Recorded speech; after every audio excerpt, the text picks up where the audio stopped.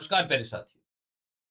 आज काफी दिनों के बाद मैं आपसे रूबरू हो रहा हूँ और इस बात को लेकर हो रहा हूँ कि आपने थंबनेल में देख लिया होगा कि आरपीएससी के द्वारा एक नया कैलेंडर जारी किया गया है और उसके अंदर आपको ग्रेड सेकंड और ग्रेड फर्स्ट की किसी भी प्रकार की सूचना नहीं दी जा रही है। तो सूचना, पहले बात तो ये सोचने वाली है कि सूचना कहाँ से दी जाएगी जब विज्ञप्ति ही जारी नहीं हुई है। तो फिर अपन कयास लगाते हैं कि सर 2025 में ग्रेड फर्स्ट, ग्रेड सेकंड होगी या नहीं होगी, और साथ में ग्रेड थर्ड की भी बात करते हैं।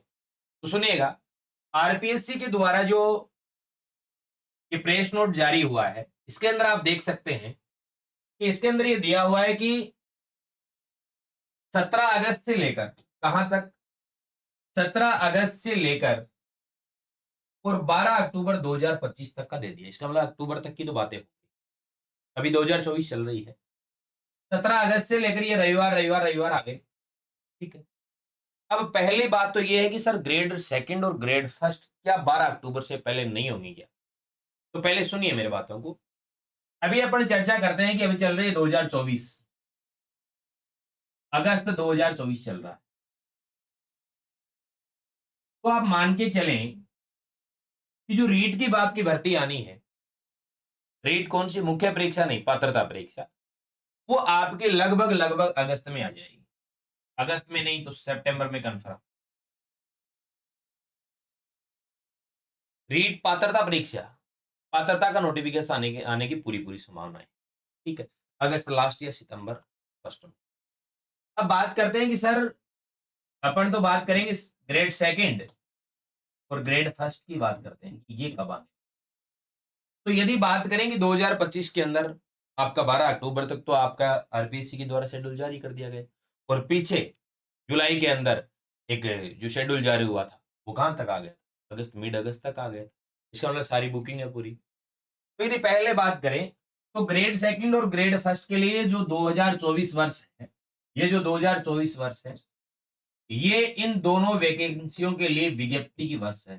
पहली बात तो ये, ठीक है। कन्फर्म है कि आपकी जो विज्ञप्ति आनी है वो आपकी कब आने वाली है, वो आपकी 2024 के, मान के चलिएगा कि 2024 के, एक मिनट, 2024 के लास्ट में आना तय है। और 2024 के लास्ट की बात करें तो आप ये मान के चलो कि सितंबर लास्ट हो सकता है, लेकिन अक्टूबर और नवंबर। इसके बाद यदि पेपर की बात करें तो जब आपके मान के चलो कि ग्रेड सेकंड और ग्रेड फर्स्ट दोनों एक साथ ही आनी है, लगभग तय है।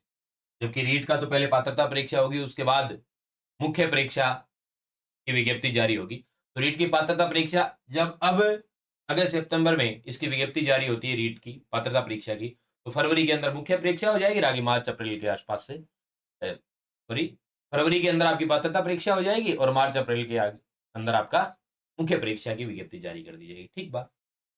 लेकिन फर्स्ट और सेकंड ग्रेड की बात करें तो 2024 में आपको ये बता रहा हूं कि अक्टूबर और नवंबर के अंदर जब वैकेंसी आती है तो आप पहली बात तो ये मान के चलते हैं कि सर 6-7 महीने तो यूं ही लग जाते हैं। 6-7 महीने से पहले तो अभी तक पीछे से देखें तो पेपर करवाए ही नहीं गए। ठीक है। और फिर दूसरी बात करें कि आपका अक्टूबर तक है, तो अक्टूबर के बीच में किसी दिन आयोजन करवा दे यदि बहुत ज्यादा प्रेशर हो तो। लेकिन अभी चुनावों का ऐसा, क्योंकि 2023 के अंदर ही बनी है गवर्नमेंट, तो यदि मान लीजिए 2028 के आसपास ऐसा मामला होता है, या फिर आगे भी जो चुनाव आने वाले हैं वो तो 2024 के लास्ट में आने वाले हैं, तो उससे पहले आपका नोटिफिकेशन जारी कर दिया जाएगा। ठीक है। लेकिन उसके बाद गवर्नमेंट के ऊपर इतना ज्यादा कोई प्रेशर नहीं है कि बहुत जल्दी परीक्षा करवाई जाए। ठीक है। तो आप मान के चलो कि अक्टूबर नवंबर के अंदर होती है, तो आपको लगभग लगभग आपको 10-11 महीने तो मान के चलो, और मान लीजिए आप 12 महीने मिल गए। ठीक है। अब विद्यार्थी इस बात को, तैयारी करने वाला विद्यार्थी इस बात को लेकर चिंतित है कि सर समय बहुत जाता है। लेकिन मैं ये दावे के साथ कहता हूं कि यदि कोई अच्छे तरीके से पढ़ने वाला विद्यार्थी है तो उसको शायद 12 महीने ज्यादा नहीं लगते होंगे। ठीक है। तो ऐसा विद्यार्थी है जो पहले से बार बार थोड़े बहुत नंबर से रह रहा है और उसका सिलेबस पूरा तैयार है, नए विद्यार्थी के लिए 12 महीने तो कोई बहुत बड़ी बात नहीं है। ठीक है।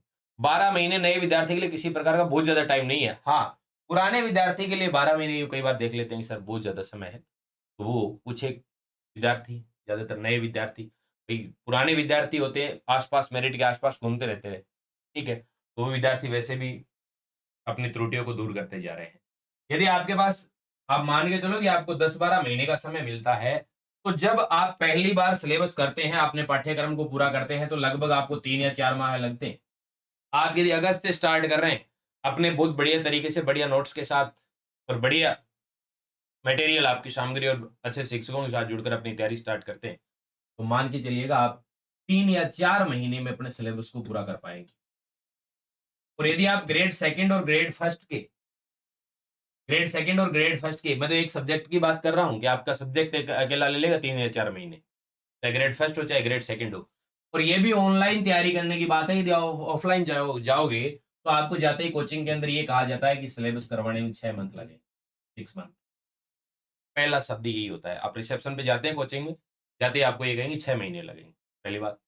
उसके अलावा आप फर्स्ट पेपर करेंगे। तो आप यूँ मान के चलो कि अपने एवरेज टाइम निकालो, लगभग आपके 5 महीने आपको सिलेबस स्टार्ट करने से यानी स्टार्ट करोगे, अभी से स्टार्ट करोगे अगस्त से और जब आप कंप्लीट करेंगे, तो आपको पता ही नहीं चलेगा कि जनवरी-फरवरी कब आ गई। तो आपको इस तरीके से इन आरपीएससी के कैलेंडर से कभी इतना भयभीत नहीं होना चाहिए, पता नहीं कब होगी या कब नहीं होगी। वैकेंसी कन्फर्म होनी है, पद वैकेंट है, कन्फर्म होनी है वैकेंसी तो। तो बढ़िया तरीके से अपनी तैयारी को धार दीजिए और आप लगभग पहले सिलेबस करेंगे, अपने पाठ्यक्रम को पूर्ण करेंगे। पहले पाठ्यक्रम पूर्ण कर लो, उसके बाद कहीं न कहीं शॉर्ट नोट्स बना लो उसके, ताकि आपकी परीक्षा से पहले आपकी सारी चीज़ें काम आए। तो जब वैकेंसी का नोटिफ़िकेशन अक्टूबर-नवंबर में आना है, तो आप मान के चलो कि आप 2024 आपकी विज्ञप्ति का वर्ष है, 2024 में आप एकदम से तैयार हो जाएँ।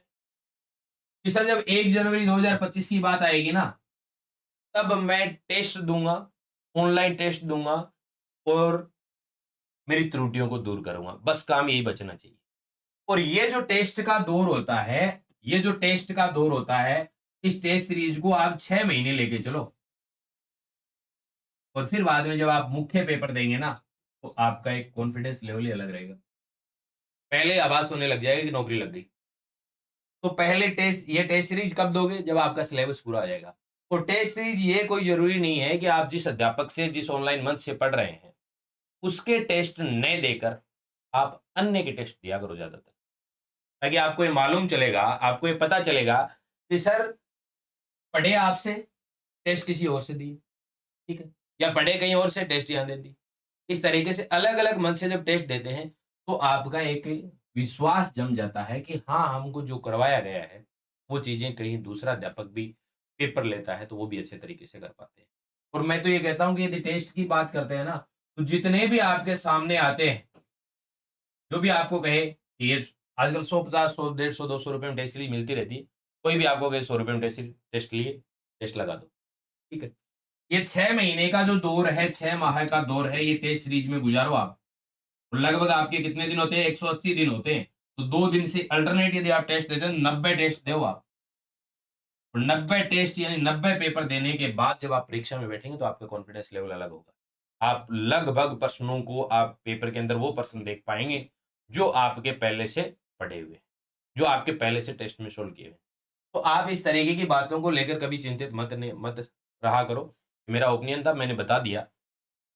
बाकी मैं आपको कहता हूँ कन्फर्म है, अपने दिमाग में सेट कर लो कि अक्टूबर-नवंबर में आपकी ग्रेड सेकंड और ग्रेड फर्स्ट ये तय है कि नवंबर से पहले-पहले आ जानी है।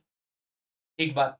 तो तब तक अपनी तैयारी करो और जब ऐसी इस प्रकार की बातें आपके दिमाग में आती हैं, तो मेरे को यूँ लगता है कि अपने आप से एक ही क्वेश्चन करना चाहिए एक विद्यार्थी को कि सर हम किस स्टेज पे हैं, किस स्टेप पे हैं, ठीक है?